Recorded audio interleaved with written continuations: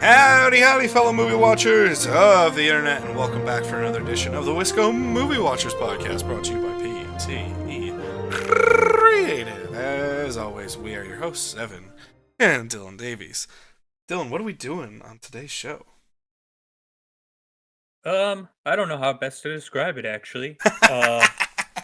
Summer blockbuster draft, I guess. Yeah, so we're doing a draft. So you know, we've noticed that obviously top fives, top tens, our favorites, they're always fun to do, but you got to put a little bit of spin on it. So we're doing a draft. So we are trying to make the best group of 5 movies possible out of summer blockbusters. So here were the restrictions that we were put under. Number one, the movie had to make over $100 million at the box office, which by modern standards is chump change. However, by older standards, that's actually a pretty big number still.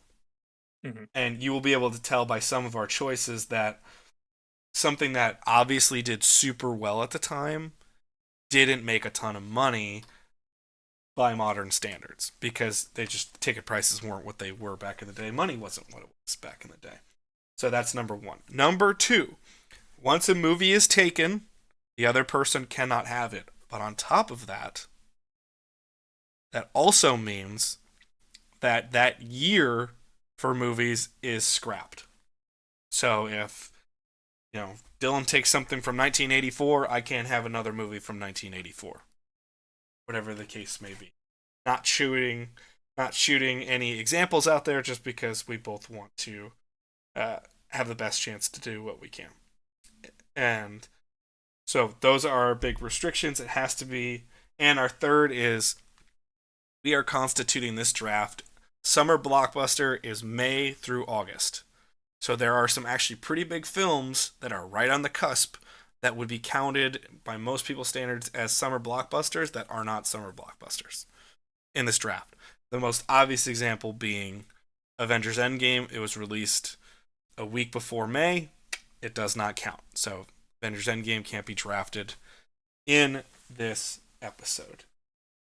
Now, before we begin, why is the summer blockbuster season fun for you, Dylan? Why is it enjoyable? Well, it's not so much anymore,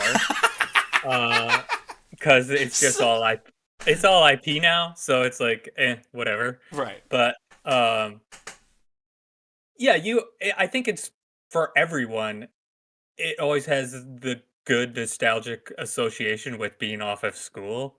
Yes, that's That's certainly like so. really that's what drives the summer blockbuster is the school schedule. Kids need something to do, so they just go to the Yeah, movie theater endlessly. like that's It's what the made it's the Jaws and Star Wars the originals. Yeah. I mean So it's and when we say summer blockbuster season, Jaws is the first, but it starts with Star Wars. Like, let's be honest here. in terms of like modern, yeah. Yeah, Jaws is the first. There's always one before the true one. And Jaws is the one before the true one. And then Star Wars, the original New Hope, is the one that where it just goes, huh. We need to put all these big movies in the summer at all times.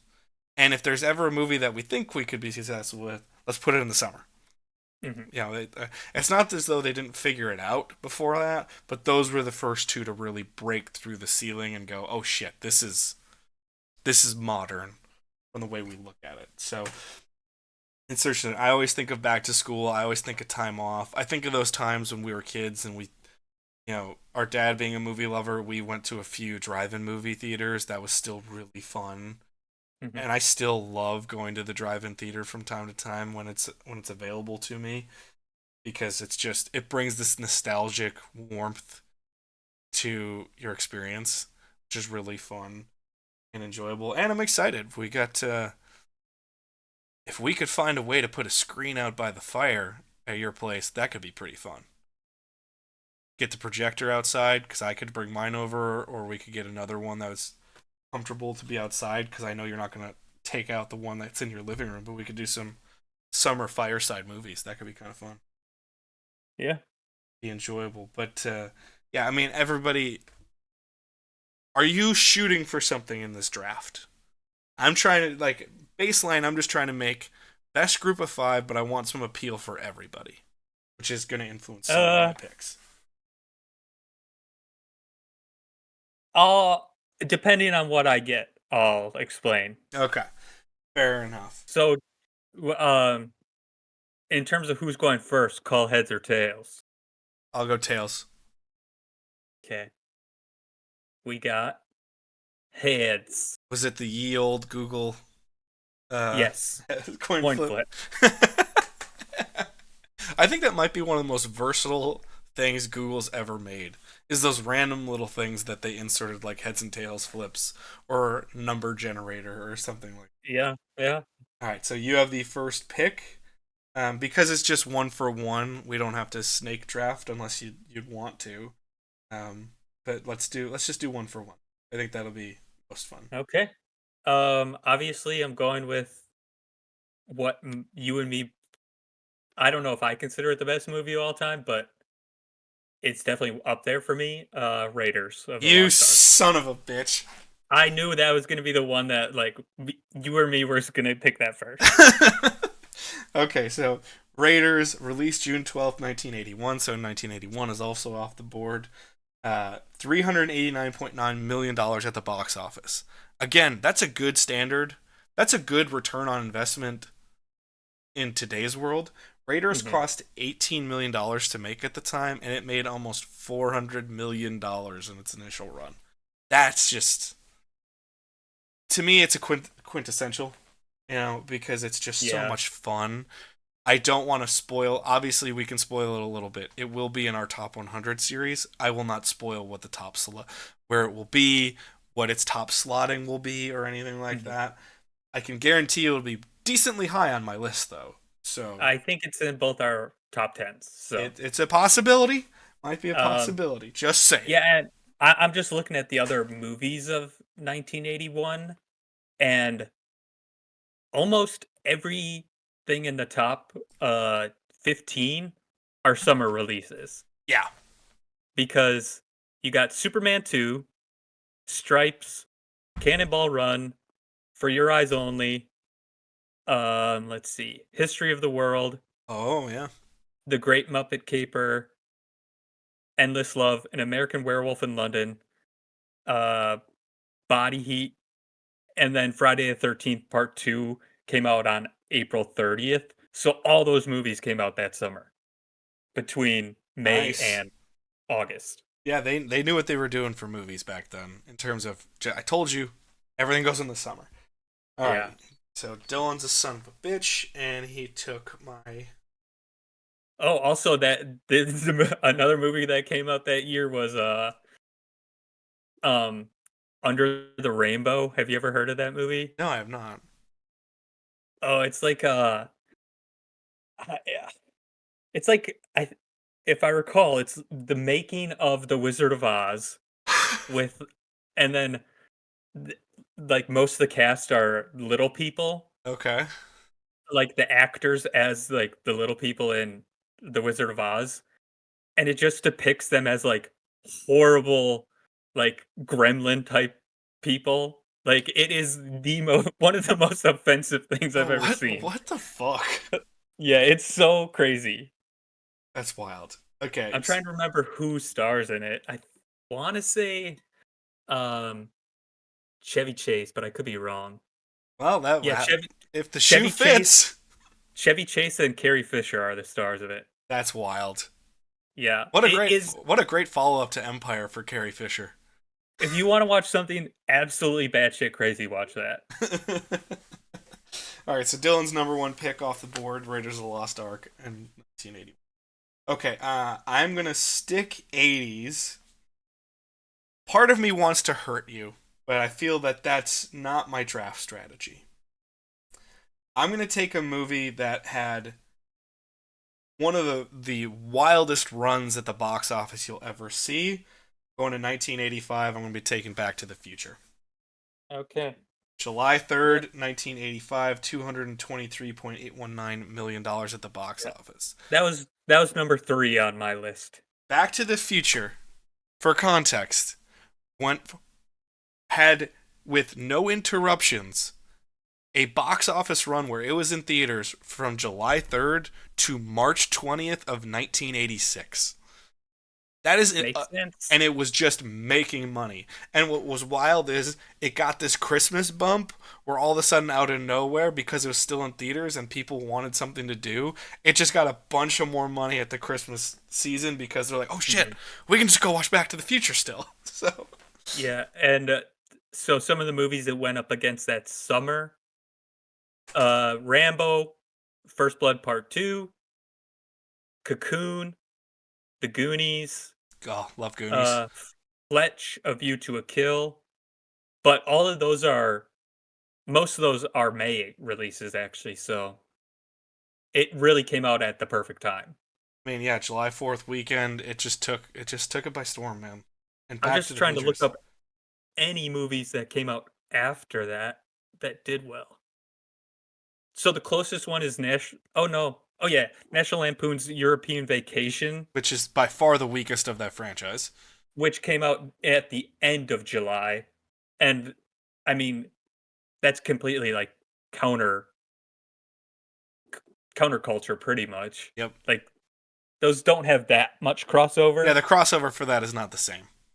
so Back to the Future, perfect time, perfect release, part of the zeitgeist, and has only grown in popularity over time. We will be having, I teased this in our episode last week when we were previewing the summer movies, that some of these movies that we're going to pick in this, we are going to be doing some shows on. So, Back to the Future, our July 4th week episode, we will be doing our big box office series, Returning to Back to the Future. So, excited for that one. So, got Back to the Future here as my first pick. I'll let you go back to your second so I could really hurt you, pick. or I could just pick a movie I love. Um, I'll just pick a movie I love. I'll Okay. tell you what I was going to do though.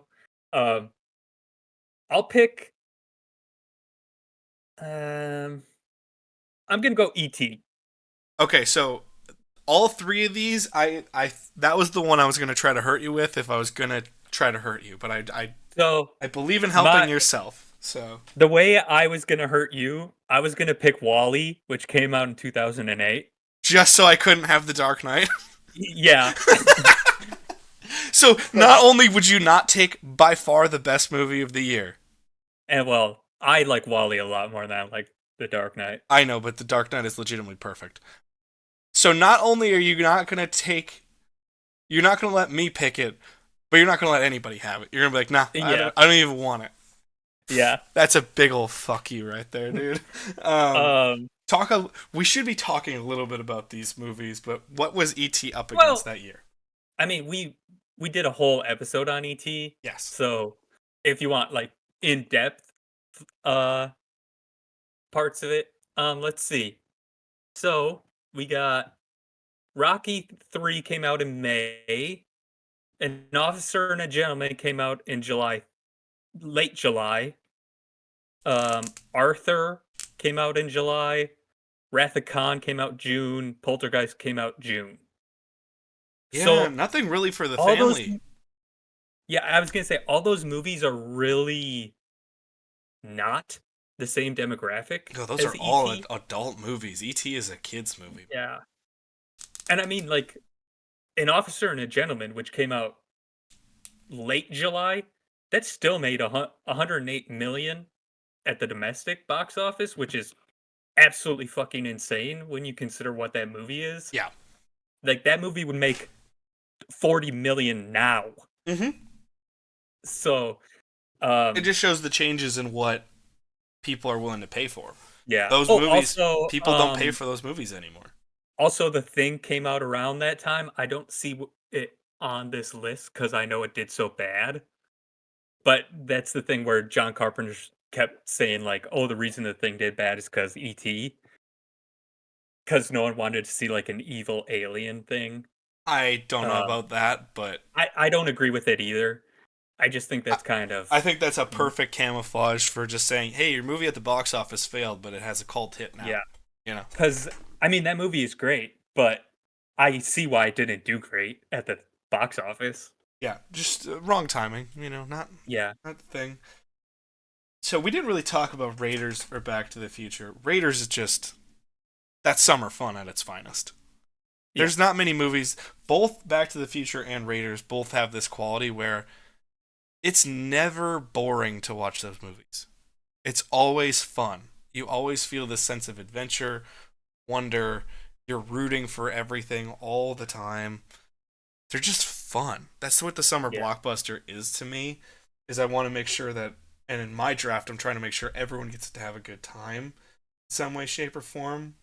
And both of those movies are just so much fun. And obviously, we're going to cover Raiders at some time. Indiana Jones is one of my favorites. But Back to the Future, as I said, we're already going to cover. And E.T. we already covered. So there's something about that Spielberg magic. We have two Spielberg movies and one Spielberg produced movie so yeah. far I, on our I was list. just looking up real quick. Adjusted box office gross. Back to the Future, 542 million. Hmm? ET, 1.3 I billion. was going to say E.T. made $797.3 Yeah, million dollars that year. That is and then absurd. E.T. is still, what, fourth on the all time box office list yep, for adjusted? yeah, and That's then wild. Raiders, 810 million. Yeah. Something tells me that Spielberg guy, he knows how to make these movies. Yeah, that's 100% true. So, just so I can't tempt you with hurting me anymore, I will go with my number two pick, as I thought there'd Okay. be more competition. We will go to The Dark Knight in 2008. You knew there was no way I wasn't going to take this movie. Yeah, I thought it was going to be your first pick, to be honest. I thought Dark Knight was safer as a second pick than Back to the Future. I thought Back to the Future, there was a possibility that I didn't know if you were going to try to hurt me right away with Raiders, and I thought Back to the Future had one of the greatest cross pollinations of our interests. Yeah. It was third on my list, so It wasn't far yeah. off in that assessment. I don't even have The Dark Knight on my list. I have Wally. Fuck you. So, yeah. I know, but you truly love Wally. Wally's one of your favorites. Oh, you'll see it in my top 10. Oh, nice tease for that episode all the way in November. Some fun, or October, depending on which seat it is. And if you want to go check out the rest of our top tens, Yeah. four of those episodes are available, so you can watch all the way through. Is that 60? Yeah. So our 61 through 100 is available for both of our top 100 lists. So go check that out. Um, and then in terms of The Dark Knight, this stuff coming out that same summer, Iron Man and Indiana Jones and the Crystal Kingdom of the Crystal Skull came out in May. Yeah. Hancock came out 2 weeks before The Dark Knight. Wally came out 3 weeks before it. Kung Fu Panda, um, Sex in the City, and then Mamma Mia came out the same exact day as The Dark Knight. So Notice, that's good notice. counter programming. It's good counter programming, but notice no one went 1v1, which I think Yeah. is hilarious. I'm just trying to see if anything did good that came out after it, actually. Sex in the City did decently well, because Sex in the City is the 25th, I believe. No, that came out May 30th. It did? Is it the Yes. second one that came out later? I don't know. I don't know. I for some reason I feel like I've had to look it up for something. And Honestly, I'm not seeing. Okay, the best movie that came out after The Dark Knight is Pineapple Express that came out in August. yeah, and that was purely dumb stoner comedy. Yeah, exactly. Completely different than any. I mean, Dark Knight owned that entire year. The only reason Iron Man gets more pub now is because of its impact on the MCU. And don't get me wrong, the first Iron Man movie is a really fun movie, and it's a very enjoyable movie.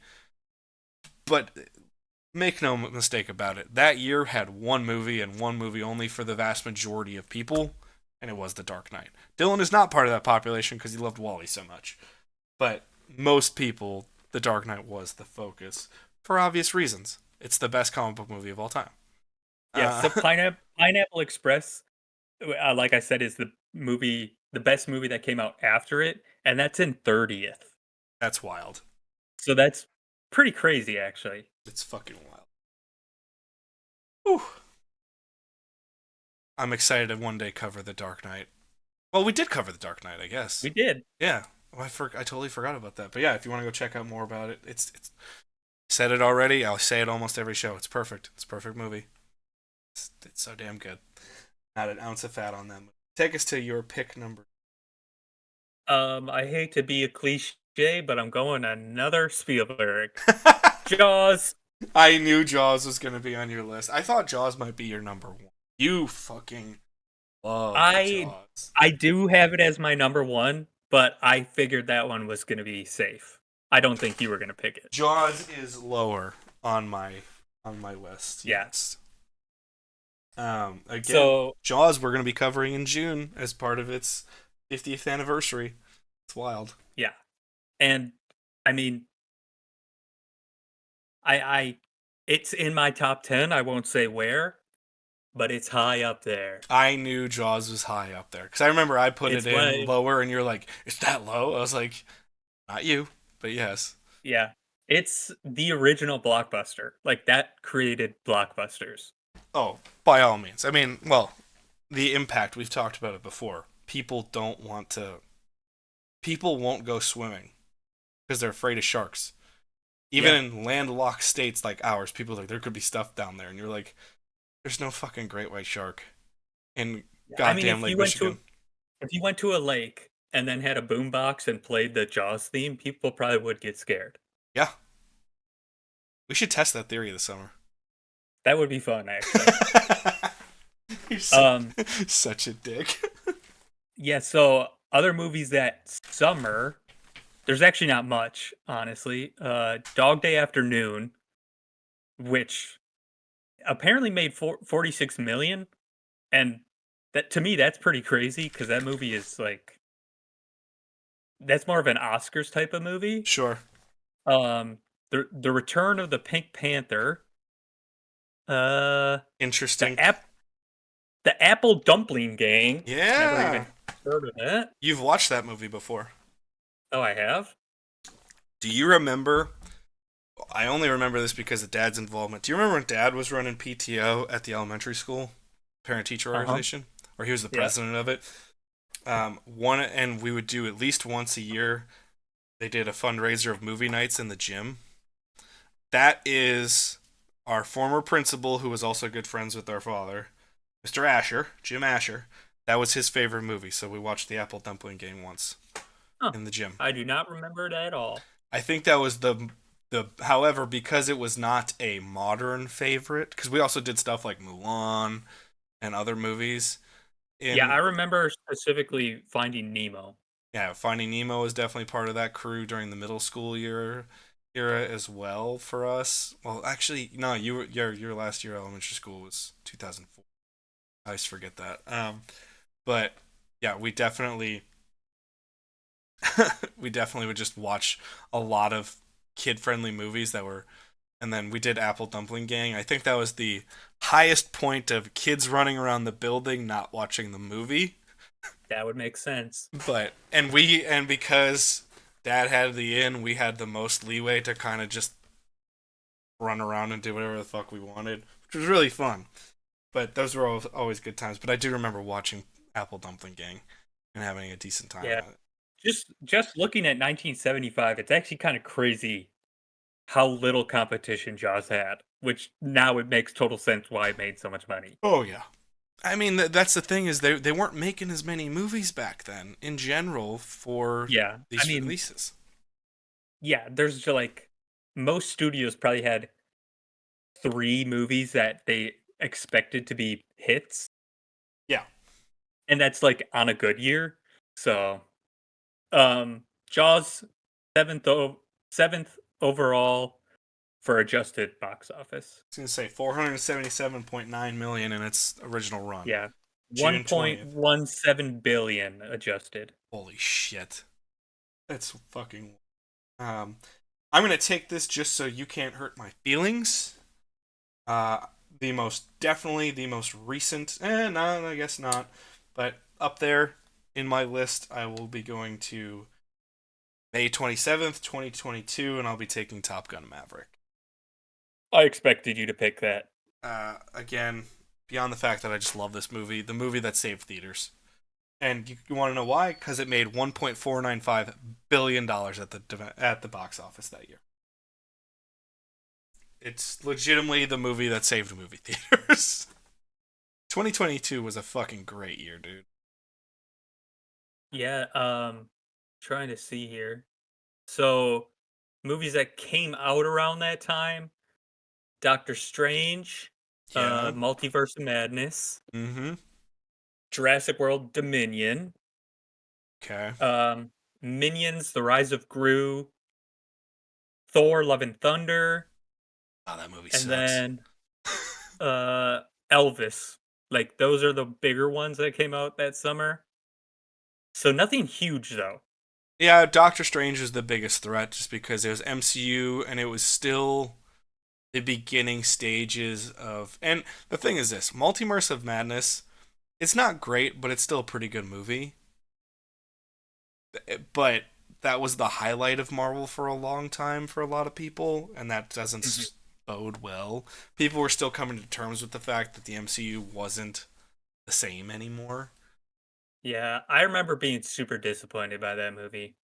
That the issue with that is the way it was described was if you were writing it, there were 1,000 ways to make that movie way cooler, and you got little teases of what it could have been, but they didn't want to shoot their entire wad of what the multiverse could have been. But you're like, dude, if you're gonna open it up, you gotta open it up and show us. Where like Yeah, Deadpool and I Wolverine remember kind of had that, where Multiverse of Madness didn't. I remember thinking about that movie like it took too long to get to the fun parts. Yeah. So, but I mean, Top Gun Maverick, that entire movie is just fun. Oh god, that movie's so fun. I mean, it's got that Tom Cruise magic. It's got that Glenn Powell magic. Now, speaking of this year, Lewis Pullman's doing really well with Thunderbolts, and he does a great job in that movie. You know, Oh, I Bob. didn't know he was in that. Yeah, he's very central to the plot of Thunderbolts. And if you want Oh, to hear about it, go check good out for our him. review on the channel. Him and Florence Pugh are so good in that movie. So good. Yeah, and then Oscar nominee Monica Barbaro. I can't remember the guy's name, but the guy in Mission Impossible also he's gonna be in. He was in Maverick, Oh, Greg Tarzan Davis. Is that his name? something like It's that. Tarzan something. Yeah, I was gonna say that's the easy part. And then yeah, I was thrilled when I saw him in the last Mission Impossible film. I was like, "Oh, good for you, Tom. You're bringing your people together."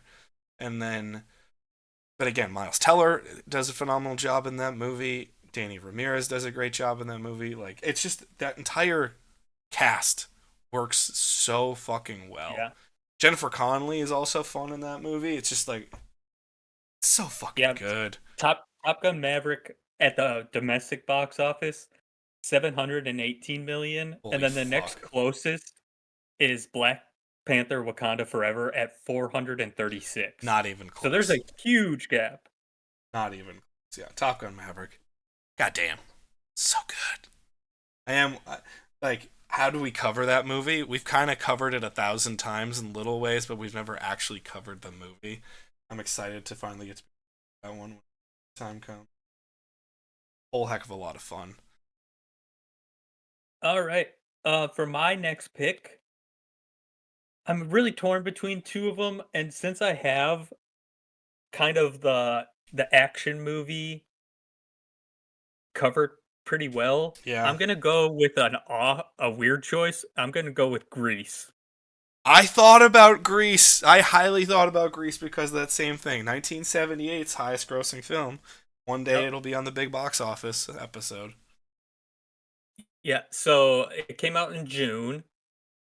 Other movies around that time were National Lampoon's Animal House, You got Heaven Can Wait with Warren Beatty, which was nominated for Best Picture.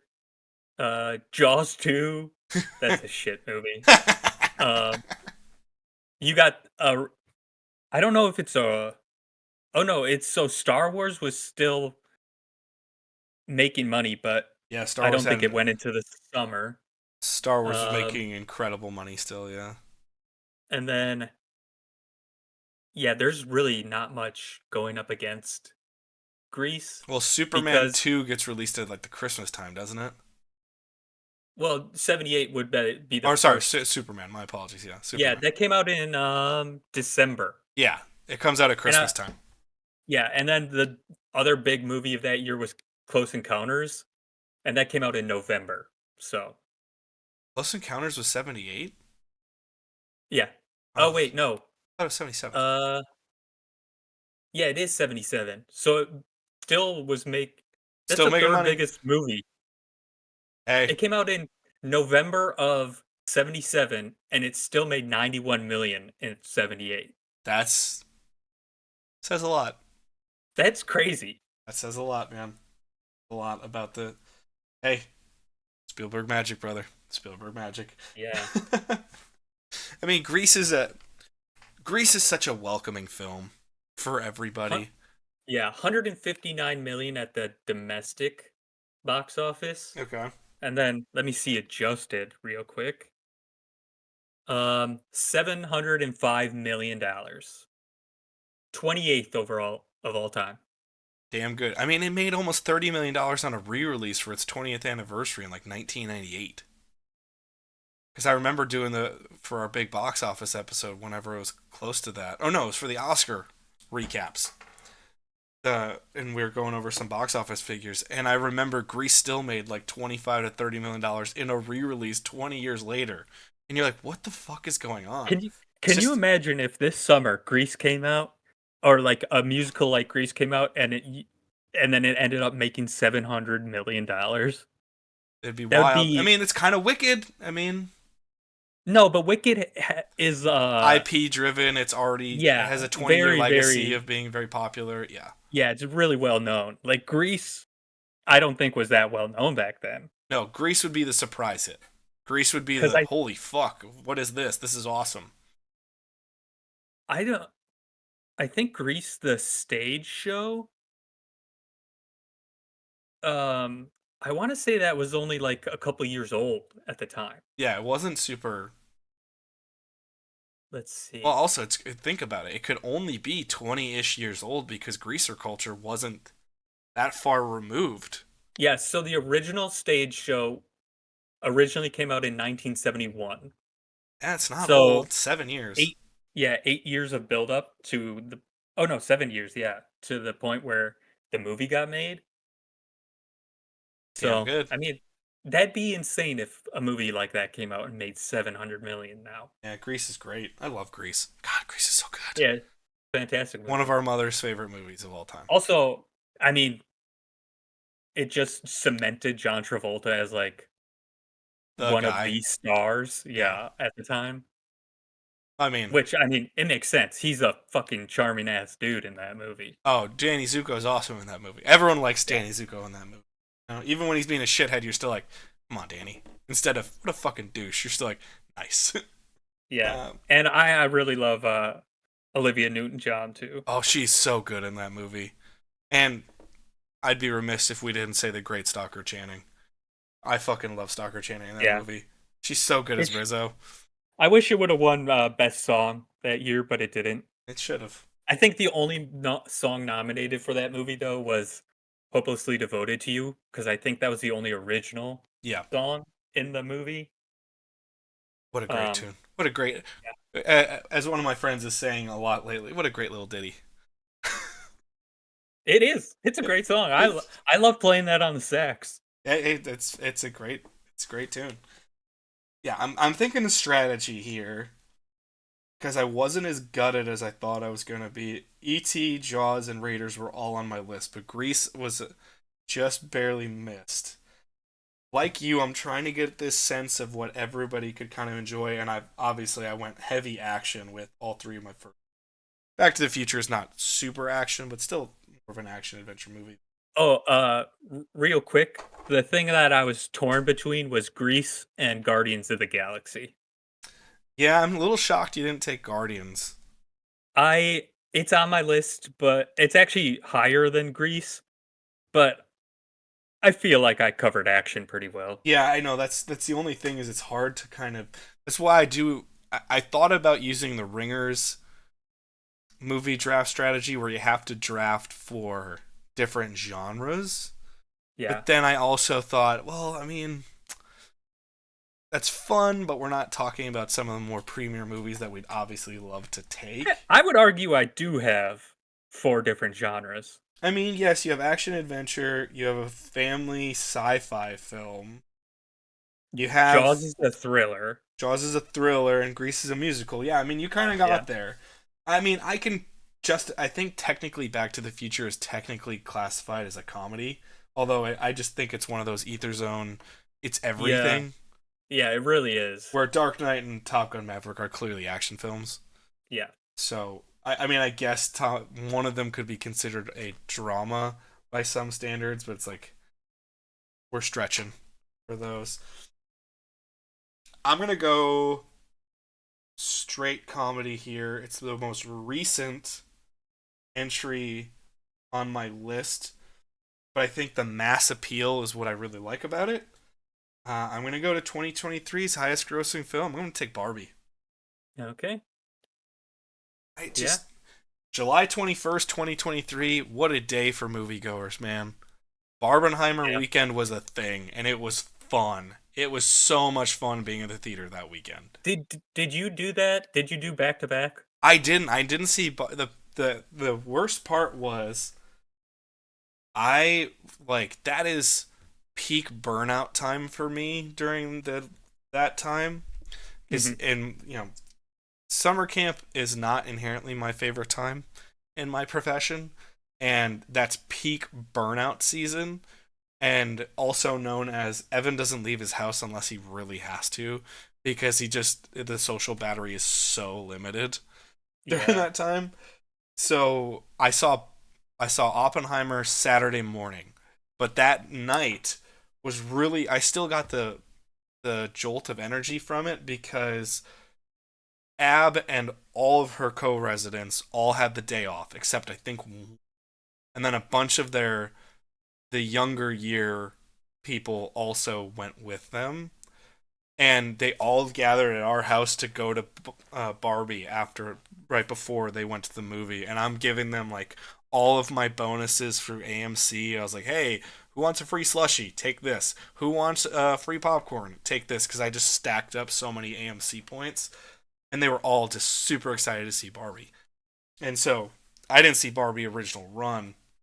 It's a phenomenal movie, but I also saw Oppenheimer. What a great fucking weekend that was, though. Just like it was like going back in time, truly to when we were younger in our teens, and the biggest thing to do in the summer was to go to the movie theater on like a big weekend, and you Yeah. felt that kinetic energy. I felt that way. It was really fun to be. But $1.447 billion. It's a nice little run there for Barbie. Yeah. 636 domestic. Other movies that came out that summer, Spider-Man Across the Spider-Verse, And that kind of flew Guardians under the radar a little bit. yeah, Guardians 3 came out in early May. Yep. Obviously, Oppenheimer came out the same day. Little Mermaid, let's see. Sound of Freedom, which I did not realize did as good as it did and made 184 million.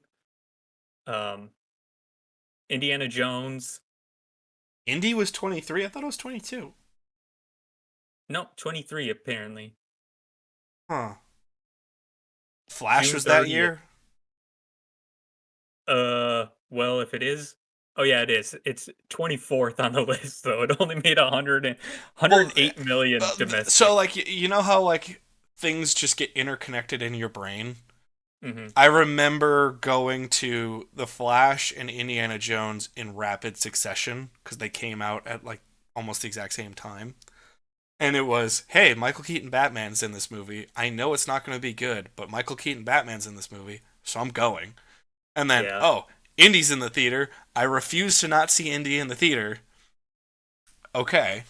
Um, so like that, but I for some reason I thought those were 22 releases, not 23 releases, Yeah, and then Mission Impossible Dead Reckoning Part 1. which I did not see in the theater. I actually saw 3 movies that year in the Whoa, theater. it's That's pretty. a big It's a big big off number for season. me. That's a big off season for you now. Yeah. Oh, that's chump change numbers compared to your all time highs. You used to Oh, I mean, used to live in the movie theater. yeah, I went to Deathly Hallows Part 2 7 times. Like, I used to live in the theater. Well, also, it does help. What is your highest count of movies in the same day at the theater? Did you ever hit four, or did you only hit three? No, I've hit 3 multiple times, but I don't think I ever did 4. Because I could see you trying. If I didn't have dogs, I probably could. Yeah, it would be interesting to see if you could pull that one off. Yeah. Also my autistic brain is like very, very sensitive to the sounds people make, and it like the older I get, the more I get annoyed by it. So Yeah, I haven't put that one into an account as much about trying to get you back to the theater. It's just you used to love it so much. So yeah, now that you're so anti theater, it's almost hard to kind of compute. yeah. I think the etiquette has gotten worse, unfortunately. Oh, it certainly has to some degree. It depends on the theater, though. I will say it sucks because you need to pay to be a part of it. But when I go to early releases, those are the people that really want to see the movie. They don't want any Sure. distractions. So, like, I usually have good experiences because most of the time I'm trying to get a review out of it as well, or I want to see it as fast as possible so I don't get spoilers and I can just be part of the conversation. It's one of the only social circles I kind of keep as movie going. But that's always pretty good. But when Ab and I have trouble with people, which rarely happens, but when it does happen, it's usually week 3, week 4 of the run. The movie's about to leave the theater, and we're just hitting it on a Tuesday for a cheap movie, quick kind of experience. Actually, I should have mentioned this when I picked Jaws. Um, Going to a re-release of Jaws is when I like completely turned on theaters. I remember you telling me that. Yeah. 'Cause, yeah, I went to the re-release. There was maybe, like, me, 2 older people, and then, like, this group of, like, 5 teenagers, and literally the entire time they were on their phones and, like, talking at normal volume, like, not whispering at all, and then I just left that movie, like, halfway through, and I was like, "You know what? Fuck this. I'm not dealing with this shit anymore." Yeah. Like, it really pisses me off. Especially at that movie. It's such a fun movie to be in and to Yeah, I was enjoy. like, "Why are you even here?" That's the thing. Yeah. Is like, this is not a movie you would think teens would go to on a re-release, like, unless they're really interested in it. Like, it didn't make sense to me. Yeah, it's just it was something for them to do, and they unfortunately ruined something that you held very dear. But Yeah, that's how it goes. So yeah, my number 4 was Barbie. What a fun movie! What an enjoyable comedy. A lot of good social commentary as well. Margot Robbie does such a good job, and then obviously Ryan Gosling is incredible in that film. yeah. Good music, great top. Alright, my last one, I have another choice to make. Um, I'm gonna go Harry Potter and the Prisoner of Azkaban. Really, this is not one I thought would be on yours.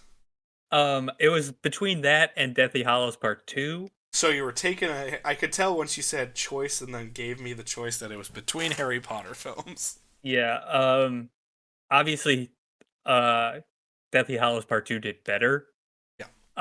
Prisoner of Azkaban is actually 4th that year, at least at the domestic box office. I don't know worldwide. Um, When did that the come out? Was that 2004? Yeah, Yeah. June of 2004. Because it came out like right before school got out. Because I remember going. It was like only 2 3 days later was the last day of school. Okay, yeah. Um, so movies that came out that summer, Shrek 2 and Spider-Man 2 did better than it. Yep. And then you got the day after tomorrow, The Bourne Supremacy, Okay. iRobot, and then Troy came out in early May. Say Anchorman came out that summer as well.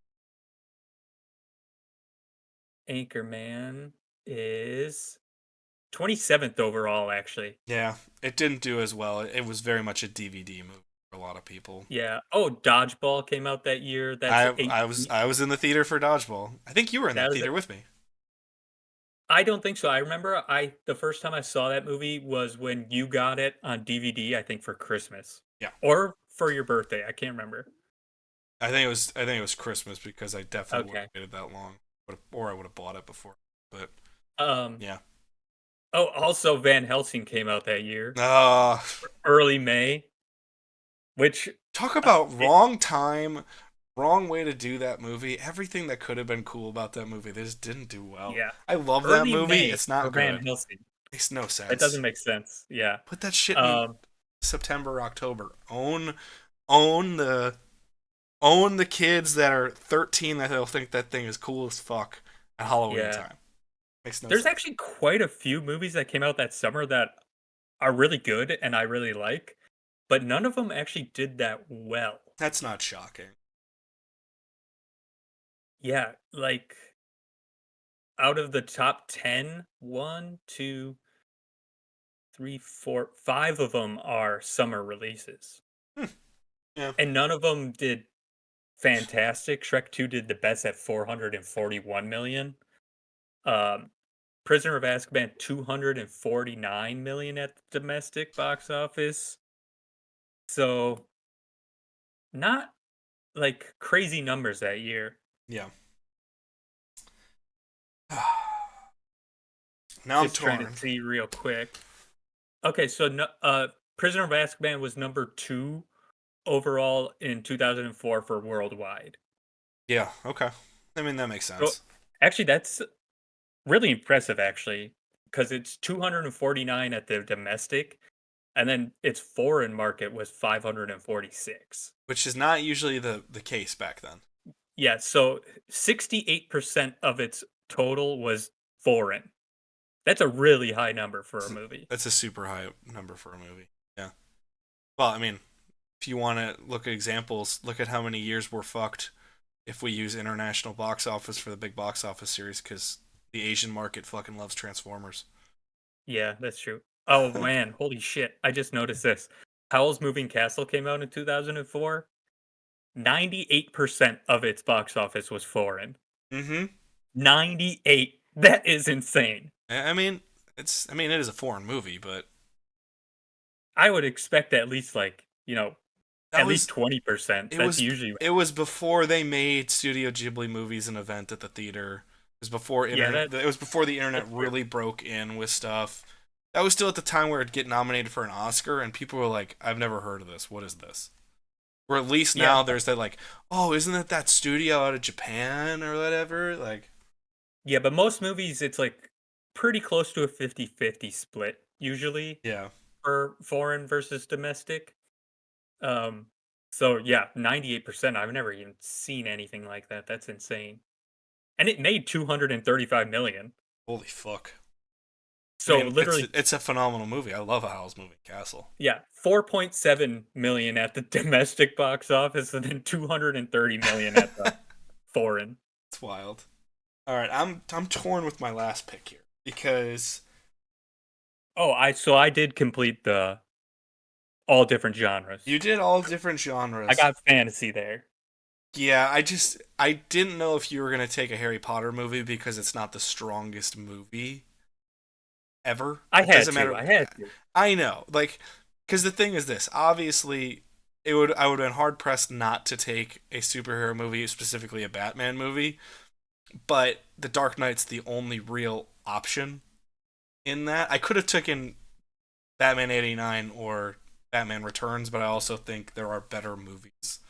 So Yeah. it wouldn't have been super high. I thought about doing the '89 Batman simply because of how much of a phenomenon that turned out to be. Um, I'm torn because there's two movies that they're not really family movies, but have kind of turned into family movies because they're rite of passage movies for some people. But I think the best movie I could take to really get some genre changes, I'm gonna go to 2010, and I'm gonna go June 18th to Toy Story 3. Okay, that was also on my list. Uh,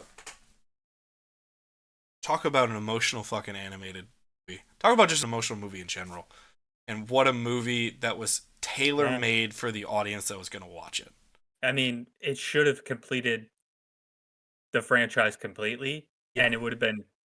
I mean, it is one of the best trilogies of all time. But had they just left it alone, it would I have think it would so much be better. yeah. Like there's no need for a 4 or a 5. I mean, I will say it's something that you see a lot in theme parks now. Why Disney is just so IP driven that they're not doing anything original at all, and they're just milking everything they can out of IP to the point where they can have new attractions or new lands or all this kind of stuff. Like Toy Story Land is a thing at Disneyland and Disney World, and it's just like I don't know why. I really don't get it.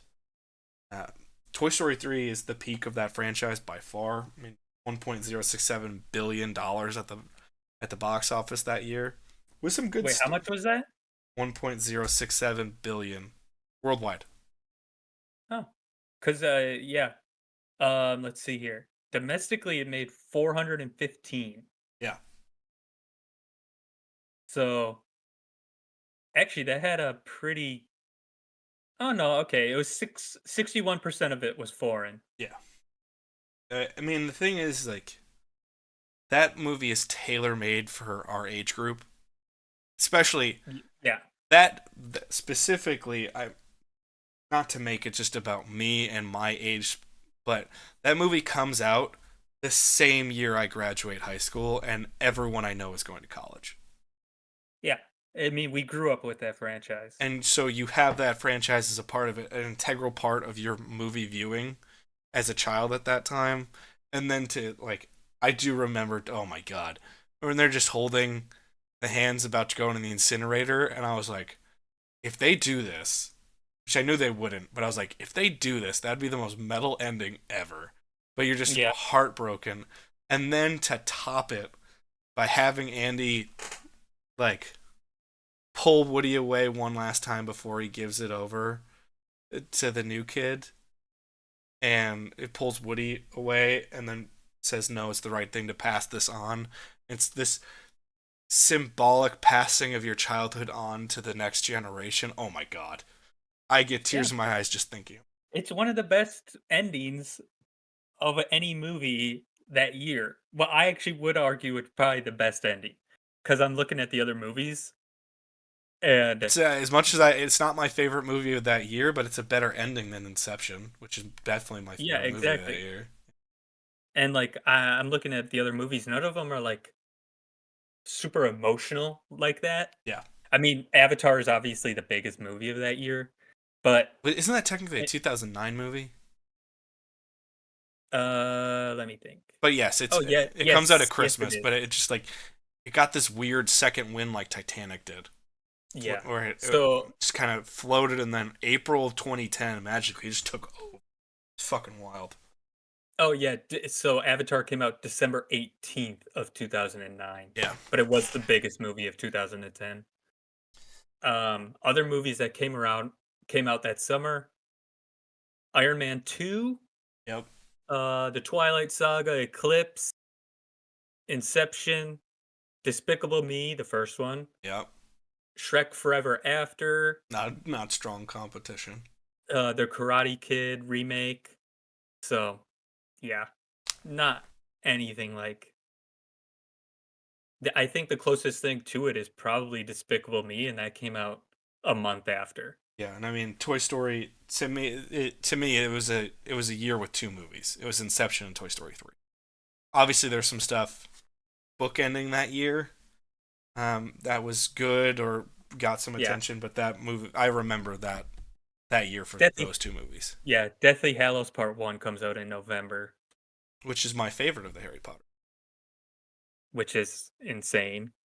I think it just has more of the emotional weight than anything. I like the struggle. I really like the fact that they break them apart and really make them struggle. I like I picked my favorite So Prisoner of Azkaban. Azkaban would be the close second. But I like how dark Deathly Hallows Part One gets. I love how dark it. But I love when pretty much anything just gets dark.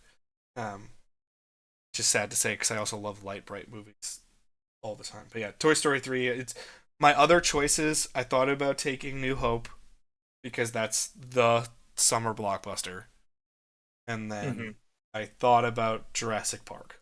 So I I thought love I Jurassic thought Park. you were gonna pick at least one Star Wars movie.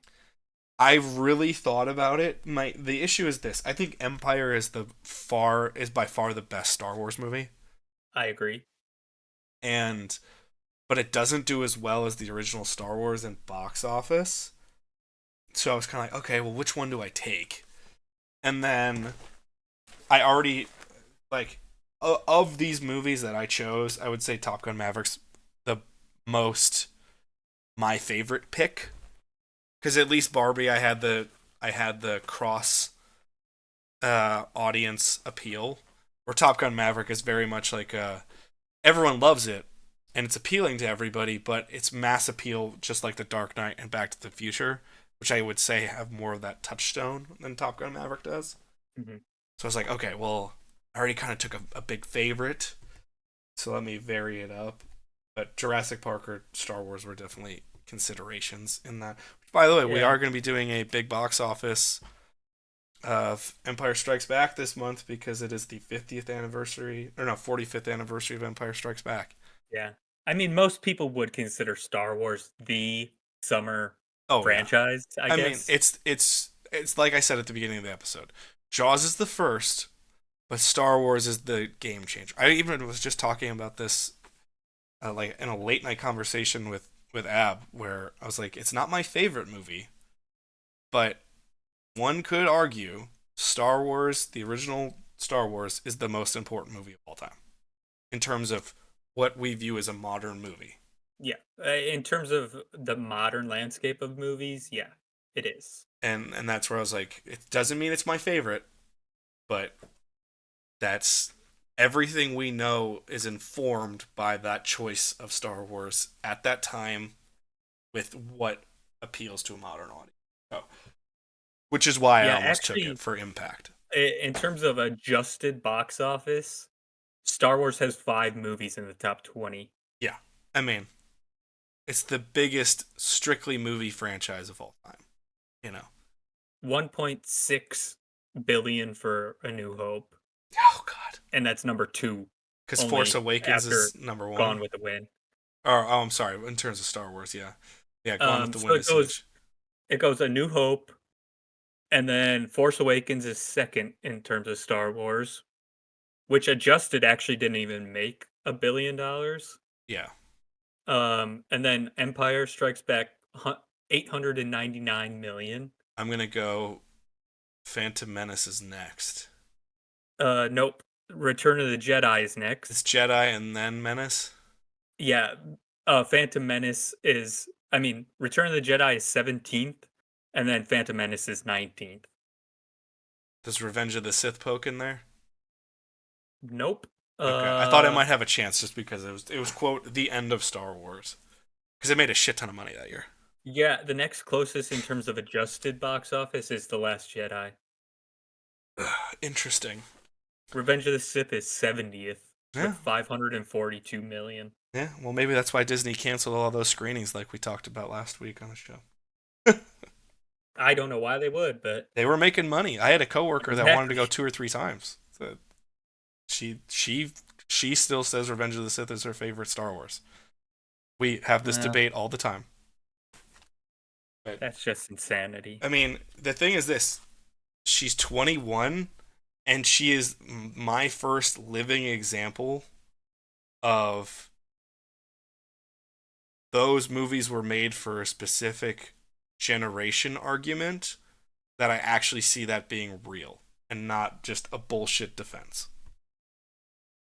but also I have another coworker who's around the same age who also is like, "Oh, I love those movies. Those are my favorites. They're better." And I was like, "No, they're not better. You can like them more, but they're not better than the original trilogy. That's Yeah, that's just an not." important distinction. And that's where I just go, like, you can like them, but they're not better.